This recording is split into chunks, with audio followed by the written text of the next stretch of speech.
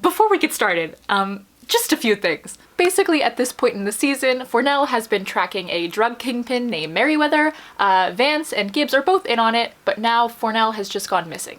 So, you're kind of caught up, I guess. The episode starts out with Vance going to meet Gibbs in his basement, and Vance says that they need to hand everything they have on the case over to the DEA because this no longer has naval connections. When was the last time any of Gibbs's cases needed to have anything to do with the Navy? Just curious. Gibbs is like, okay, just give me the rest of the night. I think I have an idea. So Gibbs then goes to an airport hangar and runs into Fornell. The airport hangar, though, is completely bugged with security cameras, so Fornell needs to shoot at Gibbs and vice versa to make it look authentic. Fornell also mentions that Gibbs's aim needs work, but we'll talk about that later. In between shots, Fornell tells Gibbs that Merriweather is working on an even more dangerous batch of drugs. The next day, Gibbs goes to Vance and tells him that they believe a petty officer named Rico is selling drugs to his fellow officers aboard the ship. Torres and Bishop go to talk to another petty officer who confirms that Petty Officer Rico has been selling drugs to other men on the ship. Speaking of Petty Officer Rico, they're actually able to track him down, which is good, but it would be better if he was alive. Through the petty officer's autopsy, they're able to deduce that not only is Merriweather selling drugs, he's selling drugs that contain a fatal chemical cocktail. And he's targeting that towards naval officers. Meaning, Merriweather is essentially a terrorist designing opiates to kill the Navy. I'm so glad I'm not monetized because not one word in that sentence passed the checkpoints. They figure out that Merriweather is working with a man named Ivanov, and they decide to disguise Torres as an exterminator and send him to Ivanov's house, with Bishop watching from an exterminator van out front. While he's there, Torres sees Fornell inside, and he comes out and his cover starts to get blown. Never before has a scene revolving around red larva ants given me such anxiety. He turns to go back inside, and Torres is almost in the clear until Ivanov gets a text saying that he's being watched. He turns around and goes to shoot Torres until Fornell shoots him in the back instead. Ivanov, not Torres, though that would have been riveting. God, I hope his name is Ivanov, because I've said it confidently like so many times and I'm starting to feel like it's not correct. It's not. It's Isakov. Torres and Fornell rush back to the van, only to find that Bishop has been abducted. Those red larva ants come back with a vengeance, I guess. Vance then sends Fornell and Torres to go try and find the warehouse where the new shipment is coming in. Gibbs, McGee, and Casey are all down in the lab trying to get into Merriweather's phone when he decides to give them a call instead. He reveals that he is the one who has Bishop held captive. Merriweather says that he'll release Bishop if they give him Ivanov, who, in case you forgot, has been murdered. It all feels like we're dangerously close to Torres injecting himself with truth serum or something, but before that can happen, McGee and Gibbs devise a plan. Spoiler, it's not a great one. Torres and Fornell then go to the warehouse where Fornell is busted by other members of Merriweather's team. They say they caught on that he was a cop because they saw his partners performing surveillance, so all in all, Torres and Bishop really f***ed this one up. We then cut to Gibbs and McGee who are on their way to the airplane to make the switch off, and we see that Vance and Sloane are watching from MTAC. It's also now that we discover that their big ruse is McGee just wearing a bald cap. So. Gibbs then takes position as a sniper on a nearby tower while McGee waits in the car. Vance relays stats for the tower to Gibbs, who then checks like a little cheat sheet on the inside of his hat. Merriweather's plane then shows up, and then immediately starts taking off. McGee then gets out of the car to start chasing after the plane. Don't know how he thought that was gonna work out, but okay. Gibbs is repeatedly telling McGee to get back into the car, but he's lost connection and McGee can no longer hear him. From MTAC, they're also able to see that the plane is full of bombs. So McGee is now unknowingly chasing after a plane full of bombs and no one can tell him to stop. So Gibbs is like, how can I stop this man from killing McGee? By killing him myself. So he shoots at him and McGee keeps moving, and so he shoots him in the leg. And he still keeps moving. So then he shoots him a third time. And he stops moving. So everything is on fire. McGee's bleeding out on the runway. Torres comes out asking for Bishop. Bishop appears out of nowhere hugging Torres. If what I'm saying sounds chaotic, it's because it is. McGee eventually gets taken away in an ambulance, and Bishop is sewn up back in the office by Jimmy. As Palmer's stitching her up, he's like, how did you escape? And then we get a flashback to Bishop like beating the crap out of his henchmen. She also reveals that Merriweather wasn't even on the plane, it was all just a trap to try and lure Fornell there. Torres updates them that McGee is out of surgery, but he's still not out of the woods yet because one of the bullets nicked a femoral artery. The team then figures out that it's Merriweather's daughter's birthday, so he's probably with her. They're able to pinpoint their location through her social media posts and then take both Merriweather and his daughter into custody.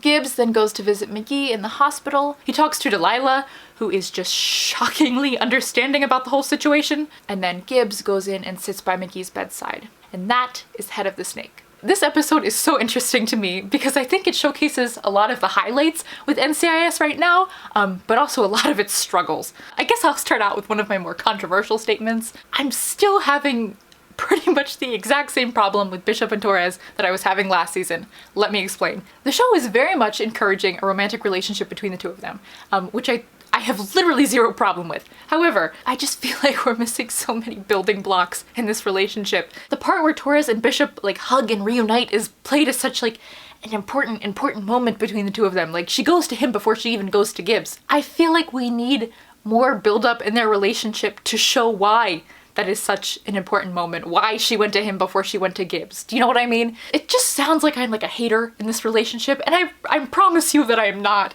I want to see it work. I just feel like we need some more build up for that to happen. I feel like I've said this before, but I think what we need is like a shell shock situation. For those of you who have not seen season 10, which I understand at this point is very plausible. It's a two-part episode in which Tony and Ziva are not the main plot, but in both episodes they get this very complimentary B-plot, which really strengthens their relationship and moves it forward. And nothing huge or crazy is happening. Like, it's just him showing her pictures of his mom, or her opening up to him about her sister who died. Like, it's so nice, it's so simple, but it's so impactful to their relationship and where it goes in the series. And I feel like Torres and Bishop need that so bad. But I think in the next episode they're like trapped together, so I'm really crossing my fingers we get some of those moments. Please, they are stuck together.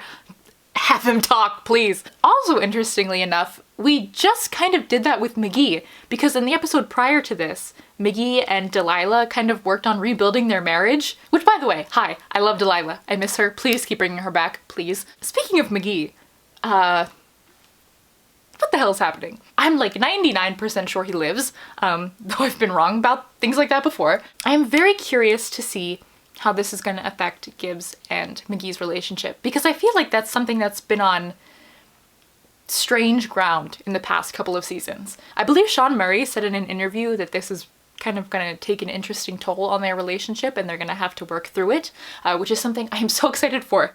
I'm hoping that the reason we've kind of swept it under the rug the past few years is maybe leading up to this.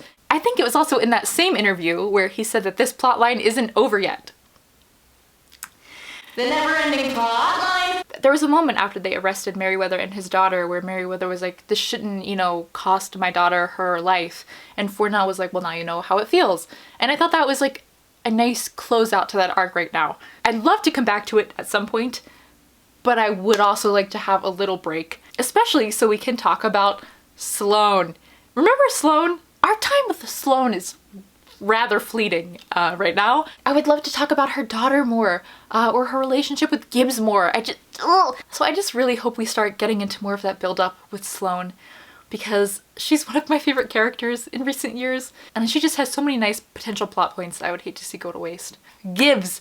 I think it looks like maybe we're getting into some issues that Gibbs could be having, whether that's like his stresses making him more shaky in his abilities. It looked like they were leading to something with him looking in his cap at like the logistics of shooting and then messing up the shot and accidentally hitting an artery. As we all know, I love talking about Gibbs's mental state. I know we've dabbled in that since season 16, and so I'm really hoping we get to keep going with that. I just think there's so much there to keep building upon. That moment where Bishop beat the guy up and then escaped. Let's talk about it. I think that moment was a reference to Odette training her, right? I like it as a reference that she's getting stronger and she's dealing with these more taxing things. I just really hope that was not the total payoff for Odette, which I don't think it is. I don't know, I thought that was an interesting moment that I hope was a moment, but not the moment. Do you know what I mean? I wonder where we're heading with NCIS, because we've spent this season in the past, and now presumably we're going to be entering a pandemic-esque world. God knows what the rest of this season is going to look like, just even in terms of production, because I know that there was another delay that was issued back in December. I know it's been kind of a strange season so far.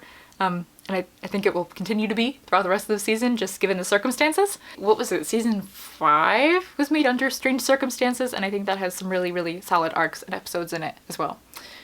So here's hoping. Please let me know your guys' thoughts on the season so far. What have you guys thought of this whole drug dealing arc? Because I know for me, it's definitely gone in a little bit of a different direction than I initially anticipated. It's not bad, it's just definitely, I guess, more Fornell-centric. How do you guys think they're gonna have Sloane exit? I've always kind of leaned towards it being something having to do with her daughter, but people's exits rarely go as I anticipate them to go, so who knows? What do you think is going to happen between Gibbs and McGee? Because like I said, I think that's been an interesting dynamic for a while, and I feel like maybe it's finally hit its boiling point. Also, what do you think is going to be happening between Bishop and Torres moving forward? Because that's a whole other situation. Definitely let me know in the comments, and I will talk to you guys for the next recap and review. What the hell is that? Oh God.